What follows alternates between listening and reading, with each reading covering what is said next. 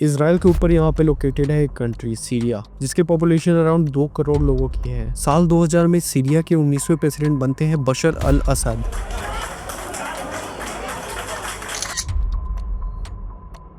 Syria में आज के समय भी डेमोक्रेटिक गवर्नमेंट नहीं बल्कि एक डिक्टेटर बशर अल असद का रूल है। 2011 की शुरुआत में लोगों ने बशर अल असद के रिजीम के खिलाफ और एक डेमोक्रेटिक मूवमेंट की मांग के लिए शांति से प्रोटेस्ट किए थे, लेकिन बशर अल असद के रिजीम ने उन प्रोटेस्ट को बहुत ही वायलेंट तरीके से दबा दिया था, जिसके बाद वर्ल्ड की one of the most dangerous civil war start हुई थी, सीरिया की सिविल वॉर, जिसमें अब तक 10-20 हजार नहीं बल्कि पूरे 5 लाख लोगों की जाने गई थी। एक बार सोच के देखिए ये कितना बड़ा नंबर है। 2011 में प्रेसिडेंट असद के खिलाफ जो प्रोटेस्ट स्टार्ट हुए थे वो अचानक से एक फुल स्केल वॉर में बदल गई, जिसमें एक दूसरे से ही कई ग्रुप्स लड़ रहे हैं। सीरिया की गवर्नमेंट जिसे सपोर्ट था रशिया और ईरान और हिजबुल्ला का भी, वर्सेस रूलिंग गवर्नमेंट के खिलाफ रेबल ग्रुप्स जिनके ऊपर सपोर्ट था यूएसए और इसराइल का। सभी पार्टी एक दूसरे से लड़ रही थी और अपना अपना कंट्रोल चाहती थी सीरिया के लैंड पर। और वॉर में आईएसआईएस की एंट्री के बाद सिचुएशन और भी ज्यादा कॉम्प्लेक्स हो गई थी। इस मैप में आपको अलग अलग रंगों में सीरिया कंट्री के टुकड़े दिख रहे होंगे, लेकिन इसमें जो रेड वाला रीजन है आपको दिख रहा है, सिर्फ वही रीजन अभी एक्चुअल सीरिया के प्रेसिडेंट बशर अल असद के कंट्रोल में है। बाकी कलर्स के टुकड़े सीरियन गवर्नमेंट के हाथ से बाहर है और रेबल्स के कंट्रोल में है। 2019 तक इस सीरिया के इस टुकड़े के बाद लगा था कि वॉर अब काफी हद तक कंट्रोल में आ गई है।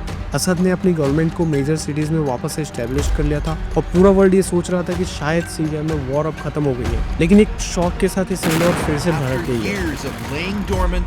The civil war in Syria is suddenly dynamic again.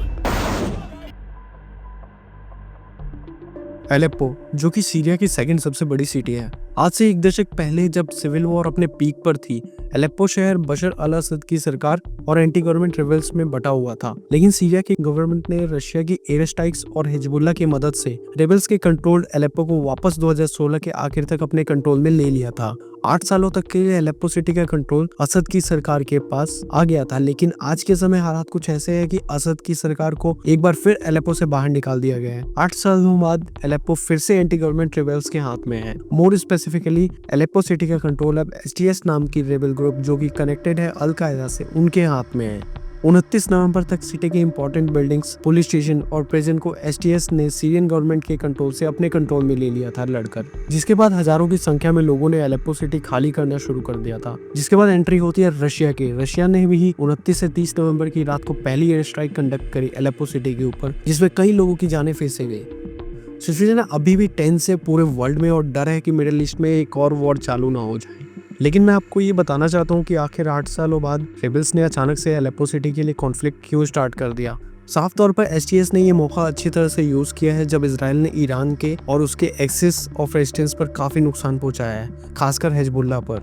एक साइड कमजोर हिजबुल्ला और दूसरी तरफ यूक्रेन के कॉन्फ्लिक्ट में उलझा हुआ रशिया, जिन दोनों के सपोर्ट पर असद की सरकार सीरिया में बच पाई थी, उन दोनों पार्टी की हालत इस समय खराब है। रशिया, ईरान और हिजबुल्ला असद रेजिम की मदद करने में पहले जितना इफेक्टिव नहीं है जितना वो 2016 में थे, लेकिन इसका मतलब ये भी नहीं है कि हिजबुल्ला या रशिया सीरिया को सपोर्ट नहीं करेंगे।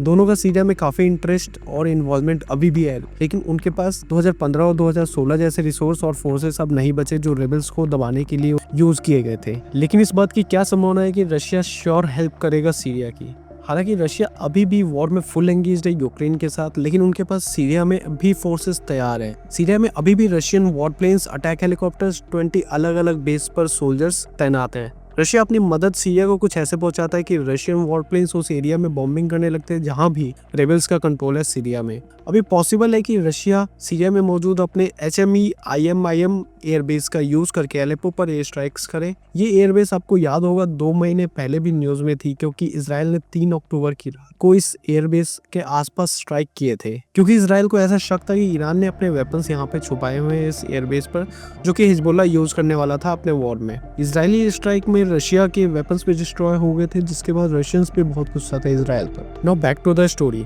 सीरिया में सीरियन गवर्नमेंट की बात केवल रशिया के एयर स्ट्राइक से ही नहीं बन पाएगी, क्योंकि एसटीएस के मिलिटेंट्स एयर स्ट्राइक से तो एक टाइम को बच ही लेंगे, लेकिन जरूरी है ग्राउंड ऑपरेशंस की, जिसमें सीरिया की मदद हिजबुल्ला किया करता था। नाउ हिजबुल्ला भी वो हिजबुल्ला नहीं रहा जो 2015 और 16 में था।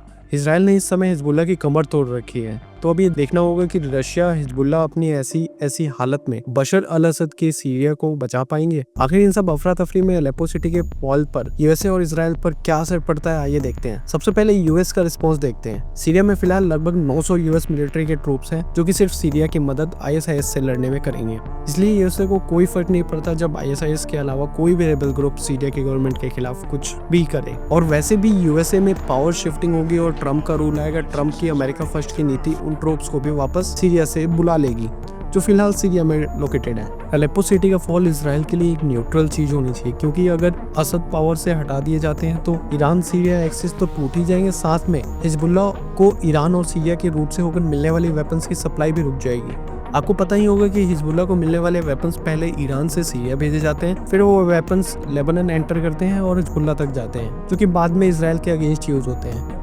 इस एक्सिस का टूटना इसराइल की सिक्योरिटी के लिए बेनिफिशियल होगा, लेकिन असद का पावर से हटना इसराइल के लिए इतना भी अच्छा नहीं है, क्योंकि अभी तक बशर अल असद की प्रॉब्लम्स ईरान की भी प्रॉब्लम्स है, जो कि अच्छा है इसराइल के लिए, क्योंकि ईरान का ध्यान इसराइल से भटका रहेगा। आज की वीडियो के लिए बस इतना ही। अगर आपको वीडियो पसंद आई है तो लाइक करें और जियो एक्सिस को सब्सक्राइब करना ना भूलें।